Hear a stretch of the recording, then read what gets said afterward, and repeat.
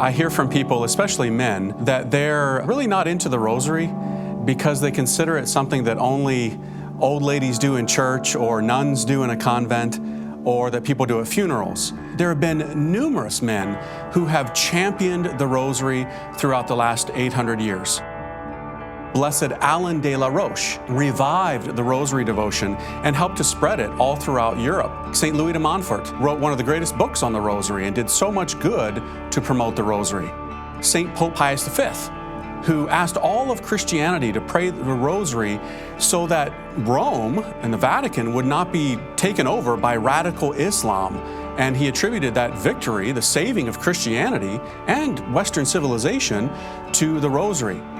It was also that same century, the 16th century, that the great missionaries went out to the whole world. And when they went to Mexico and South America and India and the Far East, they took the Rosary and they basically taught the people the faith through those blessed beads. When Our Lady, the Virgin Mary, gave the Rosary to the world in the 13th century, she actually entrusted it to a man, to St. Dominic Guzman, who was a great priest, a very holy priest. She told him that it would be a spiritual weapon, and she specifically said that he was to use it as a battering ram against falsehoods.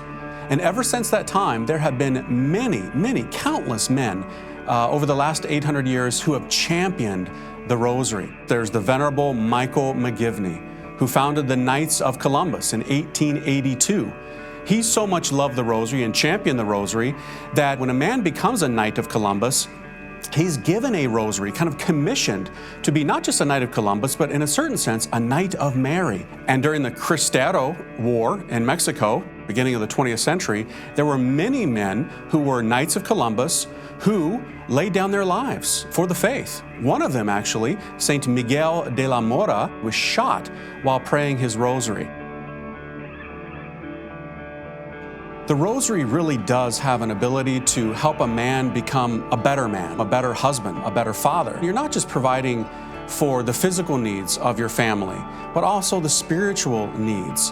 When children, for example, see their father being a man of prayer, it means something profound. So many popes, so many saints have talked about the importance of family prayer, but especially the family Rosary. When spouses pray the Rosary together, they're able to look each other in the eye because you're exposing yourself to your spouse. You're acknowledging that you're not perfect.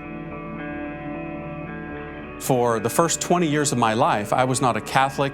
I didn't believe in God. I didn't have any understanding of these things when I was at a real crisis in my life. I went to a Catholic church and saw these Filipino women praying the Rosary. I never heard anything like this before. I wasn't even sure what they were doing. And they asked me to participate. I began to go to that church every day in the morning, and I saw those Filipino women doing the same thing. And eventually it piqued my interest and I began to participate. It put holy images in my mind and in my heart. To promote the Rosary, you don't have to be an author. You don't have to be a great speaker. All that's required really is a personal love for the Rosary and a desire to make the Rosary more known. If more men were willing to do that, we would have a changed world. Learn more about the Rosary and help spread this great Marian devotion at fathercalloway.com.